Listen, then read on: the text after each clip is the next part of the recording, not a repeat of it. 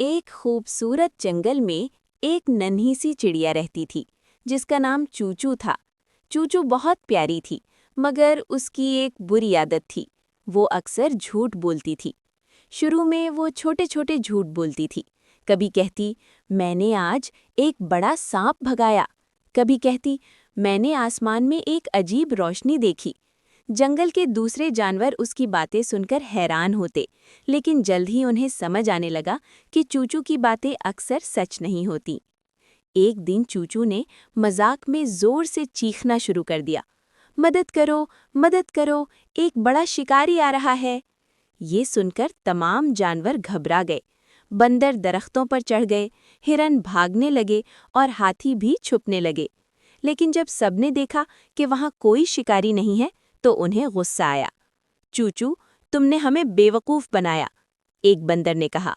चूचू हंसने लगी, मैं तो बस मजाक कर रही थी।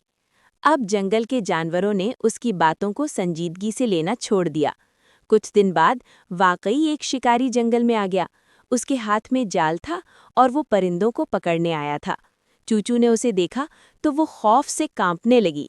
वो जोर जोर से चीखने लगी, मदद करो, इस बार सच में शिकारी आ गया है। लेकिन इस बार किसी ने उसकी बात पर यकीन नहीं किया। सबने सोचा, ये फिर से मजाक कर रही है। चूचू ने बहुत कोशिश की। वो इधर उधर उड़ी, सबको आवाज दी, मगर कोई नहीं आया। आखिरकार शिकारी ने अपना जाल फेंका और चूचू उसमें फंस गई। वो रोने लगी, काश मैंने पहले झूठ न बोला होता। इतने में एक बूढ़ा उल्लू वहां से गुजरा। उसने चूचू को देखा और फौरन जाल काट दिया। चूचू आजाद हो गई। चूचू ने शर्मिंदगी से कहा, मैंने बहुत बड़ी गलती की।